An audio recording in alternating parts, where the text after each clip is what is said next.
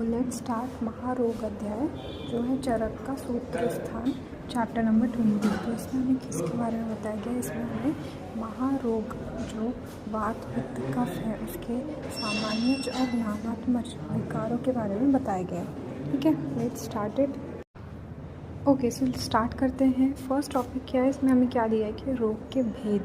सो रोग के भेद कितने टाइप के हो सकते हैं? एक हो जाता है अपने को पता है दोष अनुसार, वात पित्त कफ और आगंतुज। प्रकृति के भेद से हो जाएगा निज और आगंतुज।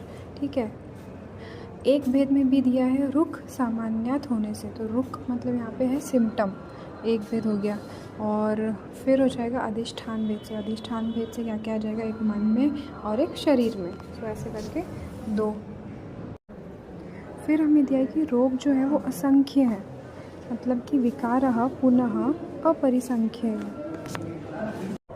सो किन किन चीज़ों से है? लिंग, आयतन, विकल्प और विशेष से। सो नेक्स्ट टॉपिक क्या है? नेक्स्ट में क्या दिया है कि रोगों के हेतु। तो रोगों के हेतु तीन टाइप पे बताया। ओके, एक आगंतुक हो गया, एक निच हो गया और एक हो गया दोनों। आगंतुक में आपको मेन क्या याद रखना है? अभिचार, अभिशाप, अभिशंग और अभिघात। अभिचार मतलब क्या हो जाएगा? अभिचार मतलब जैसे कि आप पे कोई प्रहारण किया हो मारने हेतु से, या फिर ऐसे कुछ आप पे कुछ तो हमला किया हो, उसको बोलेंगे हम अभिचार। अभिशाप मतलब हो गया आपका कर्ज। अभिशंग से आ जाएगा कि आपको भूत प्रेत वाला जो हो गया वो हो गया अभिशंग। और अभिघात सबको पता है, अभिघात विभाग। Okay, trauma. नेक्स्ट है निज रोग। निज रोग में अपना आ गया वात पित्त कफ और इन सब का विषम होना। ओके, मतलब वात पित्त कफ अगर एग्रीवेट हो जाते हैं तो निज रोग हो जाता है। और दोनों का कारण क्या बताया? असात्म इंद्रियार्थ संयोग, प्रज्ञा अपराध और परिणाम। इसमें एक पॉइंट क्या नोट करना है कि जो कारण दिया है हेतु, तो हेतु का पर्याय है प्रेरण। ओके, सो इसमें हो गया असात्म इंद्रिय संयोग, प्रज्ञा अपराध और परिणाम। परिणाम मतलब यहाँ पे हो जाएगा काल से। ओके, सो ये सब हमने कहाँ पे और पढ़ा है? अष्टत्रिक में भी ये सेम टू सेम हमने पढ़ा है। ओके, अब इसी पॉइंट में नेक्स्ट में हमें संविधा में क्या देखने को मिलता है कि आगंतुक रोग है। तो आगंतुक रोग में पहले हमें सिम्टम्स देखने को मिलता है, राइट। उसके बाद दोष विषम होते हैं। वैसे ही निज का कैसे? निज में पहले वात पित्त कफ विषम होते हैं और उसके बाद फिर हमें सिम्टम देखने को मिलता है। ओके, नेक्स्ट पॉइंट पे आते हैं। तो नेक्स्ट पॉइंट में क्या दिया है हमें? वात पित्त कफ का मुख्य स्थान बताया। ठीक है, तो वात का मुख्य स्थान क्या है? चरक ने बोला है पक्वाशय, सुश्रुत ने क्या बोला है? श्रोणीभूत, वाग्भट ने बोला है पक्वाधान।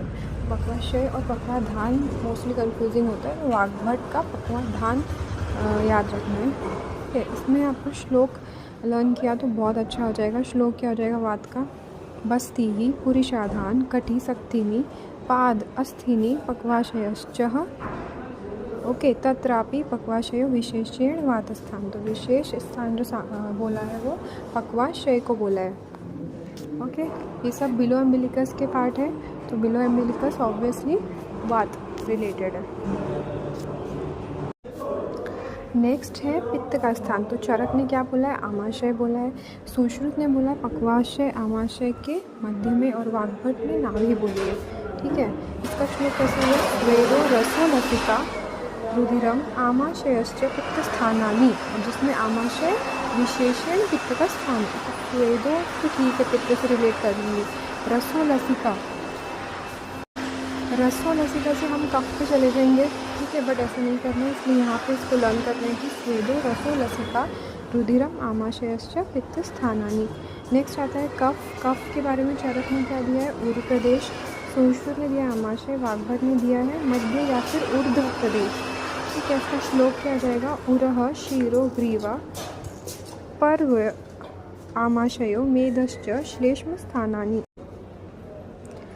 ओके, सो उरः शिरो ग्रीवा तो ठीक है, हमें लर्न हो जाएगा कि ये है किसके? कफ के हैं। बट पर्व अस्थि, था पर्व क्या हो जाएगा? पर्व मतलब छोटी छोटी जो अस्थि होती है, पर्व अस्थि में। तो मोटी अस्थि में वात है, पर पर्व आमाशयो मतलब पर्व में हमें कफ देखने को मिलता है। ओके, ठीक है, तो इसको एक बार रिवाइज कर लेते हैं। अगर वात में है तो वात में अस्थि, याद रखना है अस्थि वात में है। ठीक है, पित्त में क्या क्या आ जाएगा, स्वेदो, रस, रक्त, लसिका। और कफ में क्या आ जाएगा, कफ में आ जाएगा पर्व अस्थि, मतलब छोटी अस्थि जो होती है वो किस में होती है, कफ में होती है। और बाकी जो अस्थि होती है वो किस में होती है, वात में। नेक्स्ट टॉपिक हमारा है कि नानात्मक विकार के बारे में बोला है। ठीक है, बट उसके पहले एक रेफरेंस आती है, सब आप लिख सकते हो। सर्व शरीर चरस्तु वात पित्त श्लेष्मणः। ओके, कुपितः अकुपितः शुभम अशुभानि कुर्वन्ति। सो इसका मीनिंग क्या है कि हर बॉडी के हर एक पार्ट में वात, पित्त और कफ रहते ही हैं। अगर वो कुपित हो जाते हैं तो अशुभ होता है, और अगर वो अकुपित है तो शुभ होता है। ओके, सो ये श्लोक का रेफरेंस के लिए लर्न करना है। कौन सा हो गया ना, सर्व शरीर चरस्तु। इसमें कैसे आपको आ सकता है कि कुपित अकुपित शुभ अशुभ कुर्वन्ति, किसका रेफरेंस है, तो चरक सूत्र 20 का रेफरेंस है। नेक्स्ट में आ जाएगा वातज नानात्मक विकार के बारे में बोला गया। Sorry for the background music, please cooperate. ठीक है, तो जल्दी से कर लेते हैं। वातज नानात्मक विकार में 80 नंबर हमें सांगितलं, तो 80 में से 80 नंबर हमें बताया, तो 80 विकार में से हमें कौन कौन सा कैसे कैसे याद रखना है। सो फर्स्ट है कि ग्रह और भंग, ये जो वर्ड दो आ जाते हैं वो आपको मान के ही चलना है कि वात का है। ठीक है, जैसे कि फॉर एग्ज़ाम्पल क्या क्या हो गया अभी ग्रह और भंग में, जैसे हो गया गुल्फ ग्रह है, फिर गुद भ्रंश है, पाद भ्रंश है, तो ये सब इम्पॉर्टेंट है। फिर उसके छोड़ के जो मेन है वो आप लिख लो एक बुक में। विपादिका एक इम्पॉर्टेंट है। ठीक है, इसमें आपको हाईलाइटेड दिख रहे होंगे, वो सब इम्पॉर्टेंट है। इसी के साथ उरुस्तंभ इम्पॉर्टेंट है, वात का विकार है। विड़ भेद इम्पॉर्टेंट है, उदावर्त इम्पॉर्टेंट है। फिर अस्वप्न, अनवस्थित, जृंभा, तिमिर, विषाद, ये सब इम्पॉर्टेंट है। कषाय आस्यता इम्पॉर्टेंट है, इसमें से क्वेश्चन आया है। दंत शैथिल्य इम्पॉर्टेंट है। हृदय द्रव्य इम्पॉर्टेंट है। ओके, दंडक इम्पॉर्टेंट है। फिर मोह हो गया, मोह, हृदय मोह हो गया, वो इम्पॉर्टेंट है। सो ऐसे करके आप वात के इम्पॉर्टेंट वाले एटलीस्ट आपको याद होना चाहिए। ओके, नेक्स्ट क्या बोला है कि उरुस्तंभ, गृहदसी, हिक्का तथा उदावर्त ये सामान्यज और नानात्मज दोनों विकारों में आते हैं। ओके, सामान्यज में भी आते हैं और नानात्मज विकारों में भी आते हैं। फिर बात करेंगे हम वात की चिकित्सा की। तो चिकित्सा के लिए उसमें क्या क्या बोल दिया है हमें कि मधुर, अम्ल, लवण ऑब्वियसली। फिर नस्य, बस्ती बोला है, बस्ती में अस्थापन, अनुवासन दोनों ही बस्ती बोला है। ठीक है, और एक एग्जाम्पल क्या दिए उन्होंने, तो यहाँ पे एक एग्जाम्पल क्या हमें मिलता है कि वात दोष की चिकित्सा में एक विमर्श हमें मिलता है। ठीक है, वो रेफरेंस के लिए आपसे पूछा जा सकता है। जैसे बोला है कि एक पेड़ है, उसमें फ्लावर्स हैं, फ्रूट्स हैं, सब कुछ है। ठीक है, उसके रूट्स भी है, तो अगर उसके रूट्स हमने काट दिए तो ऑब्वियसली वो सबका नाश हो जाएगा, फ्लावर भी नहीं रहेंगे, फ्रूट्स भी नहीं रहेंगे। तो वैसे ही शरीर में जो वात दोष है, जो दूषित हुआ है, उसको अगर हमने कट कर लिया, दूषित वात दोष को, तो शरीर में डिसीजेस नहीं होंगे। ओके, नेक्स्ट हम आते हैं पित्तज विकारों में। सो पित्तज में 40 विकार बोले गए हैं। अब इसमें इम्पॉर्टेंट क्या है, ओष, प्लोष, दाह, धवतु, धूमक। ठीक है, अंग, अंश, दाह, तम प्रवेश, मांस, क्लेद, नीलिका, अतृप्ति, रक्तकोट। सो ये सब हमें सब देखने से समझ में आ रहा है कि ये पित्तज है। इसमें दवथु क्या हो गया, जो इंद्रियों में जो जलन होती है उसको बोलते हैं हम दवथु। ठीक है, अब ओष, प्लोष, दवथु और धूमक, इसका मीनिंग आपसे पूछा जा सकता है। उसके श्लोक आपको संहिता में मिल जाएंगे। ओके, सो इसमें ओष, प्लोष, दवथु, धूमक जो बताया मैंने। ओष क्या है, संपूर्ण शरीर में स्वेद एवं बेचैनी के साथ तीव्र दाह। प्लोष में स्वेद नहीं होता, स्वेद रहित है। ओके, अग्नि, दाह, सम अल्प जलन। दवथु मतलब इंद्रियों में जलन, और धूमक मतलब मुख से धूम निकलते हुए वैसे उनको फील होता है इस धूमक। नेक्स्ट हम आ जाते हैं अब वातज में हमें उरुस्थम, घृदसी, हिक्का और उदावर्त ये दोनों में थे, सामान्यज भी थे और नानात्मज भी थे। वैसे ही पित्तज में क्या क्या है, रक्त पित्त और कामला दोनों विकारों में आते हैं। ठीक है, इसमें इम्पॉर्टेंट जो बोल्ड है वो सब इम्पॉर्टेंट है। अतृप्ति बहुत इम्पॉर्टेंट है, अतृप्ति पित्त में होती है और तृप्ति कफ में होती है। ठीक है, तृप्ति कफ में होती है। उसके बाद जीवादान,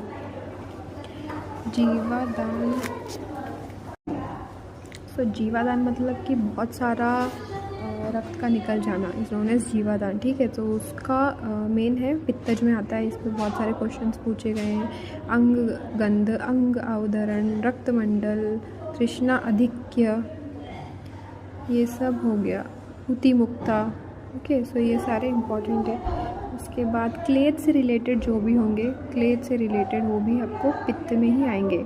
शोणित क्लेद, माउंस क्लेद, ओके, चर्म दलन, ये सब आपको पित्त में आएंगे। नेक्स्ट आ जाते हैं पित्त की चिकित्सा। तो पित्त की चिकित्सा में श्रेष्ठ क्या बोला गया है, विरेचन बोला है। विरेचन के साथ साथ प्रदेय, परिषेक, अवगा, ये सब भी पित्त की चिकित्सा में बोले गए हैं।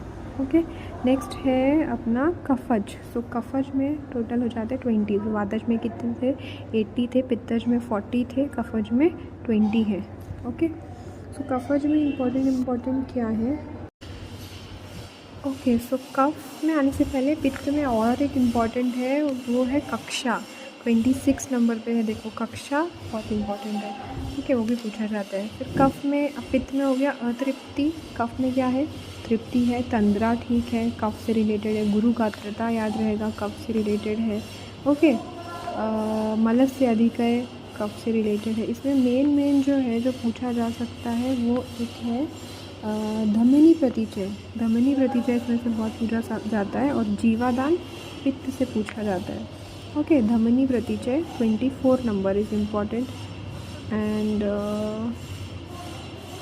ओके, कफ की चिकित्सा में क्या क्या बताया आपको। कफ में ऑलरेडी वी नो कि वमन is the best. Okay, exercise, व्यायाम इज़ द बेस्ट। और फिर इसमें वैद्य के बारे में एक बताया है एंडिंग में कि यद इच्छा सिद्धि, रोग को जानने वाला जो वैद्य होता है उसके बारे में हमें बताया। तो फिर रक्तज से जाने से पहले हम देखेंगे कि यहाँ पे एक श्लोक है जो रेफरेंस के लिए पूछा जाता है। चिकित्सा पूर्व रोग परीक्षा। ठीक है, रोगम आदौ परीक्षेत तत् उत्तरम औषधम। मतलब कि रोग की परीक्षा सबसे इम्पॉर्टेंट है। आपके औषध, आपके मेडिसिन देने से पहले क्या इम्पॉर्टेंट है, उसकी परीक्षा करना इम्पॉर्टेंट है। ठीक है, और परीक्षा कैसे करेंगे, हेतु, पूर्व रूप, उस टाइप से जो भी है वैसे आपको परीक्षा करनी है, जिससे उसका डायग्नोसिस एकदम परफेक्ट हो और आपकी मेडिसिन उस पर काम करे। तो परीक्षा इज़ इम्पॉर्टेंट, ये रेफरेंस पूछा जाता है। नेक्स्ट बात करते हैं, शारंगधर ने आउट ऑफ द चैप्टर ये क्वेश्चन है। ओके, सो शारंगधर ने क्या बताया हमें कि 10 रक्तज विकार बताए हैं। ठीक है, सुश्रुत और शरत ने नहीं बताया, ये शारंगधर ने बताए हैं। कौन कौन से, रक्त मंडलता, रक्त नेत्रता, रक्त मूत्रता, रक्त निष्ठीवन, रक्त पीटिका दर्शन, औष्ण्य, पूतिगंधित्वम, पीड़ा, कोट और पाक। तो ये 10 जो बताए हैं वो शारंगधर ने बताए हैं। अब इसमें जो नानात्मज विकार है उसमें देखो सेम क्या क्या लगते हैं अपने को। तिमिरतम किसने बताया, वात में आया है। और तम प्रवेश पित्त में आया है। ठीक है, तो पित्त से आपको पता है कि तम का प्रवेश होता है, तो वैसे याद रखना है कि तिमिरतम वात में आया और तम का जो प्रवेश होता है वो पित्त में आया है। ठीक है, दवथु, धूमक पित्त में आया है। ब्रह्म, वेपथु इसमें आया है, वात में आया है। ठीक है, ब्रह्म और वेपथु वात में आया है। फिर हृदय मोह, हृदय द्रव वात में आया है। और हृदय उपलेप्स किसमें आया है, कफ में आया है। हृदय उपलेप्स कफ में आया है, वो जो इम्पोर्टेंट है, पूछा जाता है। नेक्स्ट क्वेश्चन क्या आता है इसमें, वात के गुणकर्म, पित्त के गुणकर्म और कफ के गुणकर्म। तो इसमें से वात का जो है क्या, रोक्षम, भौत्यम, लाघवम, वैशद्यम, ये सब आपको याद होना चाहिए। एक बार गो थ्रू करने का श्लोक है ये। ठीक है, पित्त के गुणकर्म में औष्ठयम, तेक्ष्णयम, द्रवम, ये सारे श्लोक आपको लर्न तो नहीं पर एक रीडिंग हो जानी चाहिए, ठीक है। उसके बाद आता है चिकित्सा पूर्व रोग परीक्षा, जो हमने पहले कर लिया है। तो इसमें वही एंडिंग पॉइंट हमें इस चैप्टर में क्यों बताया है कि यत इच्छित सिद्धि, जो भी वैद्य रोगों को अच्छे से जानता हो उसके बाद उसकी औषध देता हो तो उसको अच्छी सिद्धि प्राप्ति होती है, ठीक है। और उसका ही अपोजिट है जिसको कुछ पता नहीं है, जो कोई जानता नहीं है और ऐसे ही। सो हाय फ्रेंड्स, जैसे कि अपना 20 चैप्टर हो गया है, ओके, महारोग अध्याय आपका हो गया है। तो अब इसमें क्वेश्चंस कैसे कैसे पूछे जा सकते हैं वो देख लेते हैं एक बार। तो इसमें सबसे पहले मुख्य स्थान से पूछा जा सकता है कि चरक अनुसार कफ का स्थान कौन सा है। तो कौन सा है चरक अनुसार? उर प्रदेश है, ठीक है। उर प्रदेश सपोज ऑप्शन में नहीं है, ऑप्शन में है रस, लसिका, आमाशय, ठीक है, और ऑल ऑफ द अबव। तो इसमें आपका आंसर क्या हो जाएगा? आमाशय।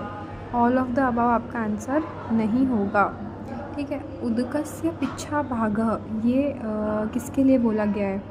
उदकस्य पिच्छा भाग मतलब कि जल का जो पिछलता वाला जो पार्ट होता है उसको बोलते हैं। सो ये बोला गया है लसिका के लिए, ओके। श्लोक नंबर 8 में आपको मिल जाएगा इसका आंसर। नेक्स्ट है कि चरक के अनुसार वात, पित्त और कफ, इसका विशेष स्थान क्या है?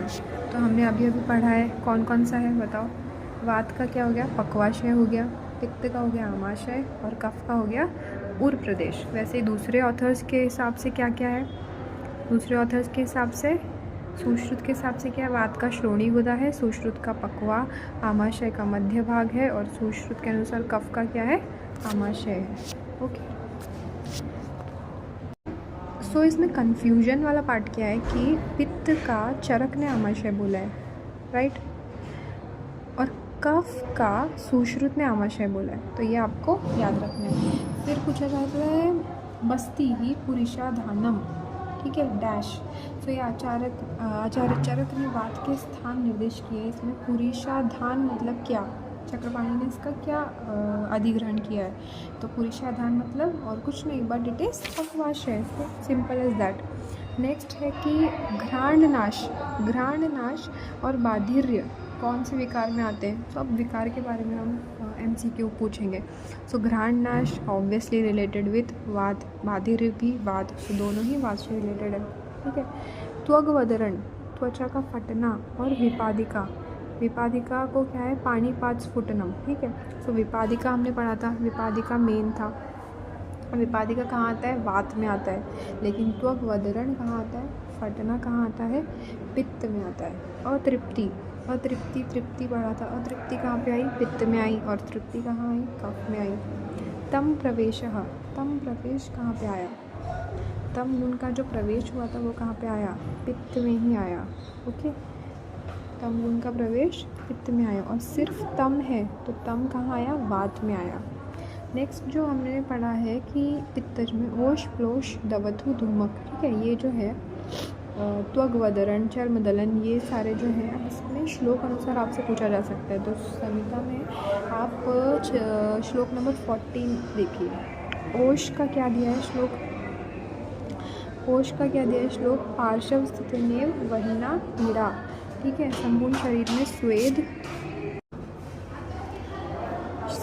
शरीर में स्वेद एवं बेचैनी के साथ तीव्र दाह होता है ओश। फिर नेक्स्ट है प्लोश। प्लोश में है किंचित दहनिमा पीड़ा, मतलब किसी अंग में, ठीक है, अग्निदाह के समान जो ये होता है जलन, उसको बोलते हैं प्लोश। किंचित आ गया तो हो गया प्लोश।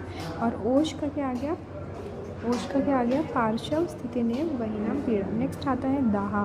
सो दाहा में क्या आ जाएगा? सर्वांग दहनम में पीड़ा, सर्वांग दहन में पीड़ा हो जाएगा दाहा। नेक्स्ट है दवथु। दवथु मैंने बोलता है इंद्रिया में जलन होती है, ठीक है, उसको बोलते हैं दवथु। उसको धक धकिका भी बोलते हैं। क्या बोलते हैं उसको? धक धकिका।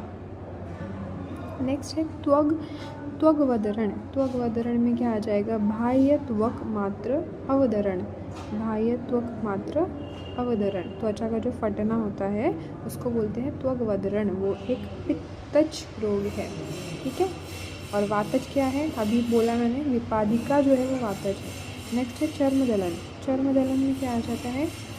क्षणामपि त्वचान्तरणम इस चर्मदलन। ओके, फिर आपसे क्या क्या पूछेंगे। अभी कामला है, कामला कौन सा विकार है, पित्त का है, कफ का है, वात का है। सो कामला इज फॉर कफ। और तिमिर किसका है, तिमिर चश्मा किसको लगा है, चश्मा किसको लगा है, चश्मा वात को लगा है। ओके, पाद शूल है और पाद सुप्तता है। तो पाद शूल और पाद सुप्तता दोनों ही वात का विकार है। उदर्त और विषाद, विषाद हमने मेन इंपॉर्टेंट हाईलाइट किया था। विषाद किसका विकार है, विषाद वात का विकार है। उदर्त किसका विकार है, उदर्त कफ का विकार है। अब फिर आ जाओ धमनी प्रतिचय। धमनी प्रतिचय एंडिंग में मैंने आपको बताया था, तो एंडिंग से आपको क्या याद रखना है, कफ का विकार है। धमनी प्रतिचय कफ का है, ठीक है। तम प्रवेश एवं बलासक किसका विकार है, तम प्रवेश एवं बलासक। तम प्रवेश से क्या आ जाएगा, पित्त आ जाएगा। तम से क्या आ जाएगा, सिर्फ वात आ जाएगा। और बलासक किसका है, कफज का है। हृदय द्रव, हृदय द्रव कौन सा है, हृदय द्रव वात का है। कषाय आस्यता और तिक्त आस्यता, इन दोनों में पूछा जा सकता है, कषाय आस्यता और तिक्त आस्यता। तो हमें पता है कषाय आस्यता पहले आया था, वात में आया था, हमने इंपॉर्टेंट मार्क किया है। तिक्त आस्यता कहाँ पे आएगा, पित्त में आएगा, ठीक है। कौन से रस उनको शमन करते हैं उसके हिसाब से आपका आंसर बनेगा। नेक्स्ट है कि नेक्स्ट क्या है, तो ये ऐसे करके आपका इम्पॉर्टेंट चैप्टर है महारोग अध्याय, इसमें से भी क्वेश्चंस पूछे जा सकते हैं। Okay, so do follow up, do subscribe me and share me and like me if you like the video. और ऐसे पीजी के लिए बहुत सारे वीडियोस के लिए, almost all subjects, all syllabus, Govind Farik, सब के लिए please do subscribe me guys. Thank you so much.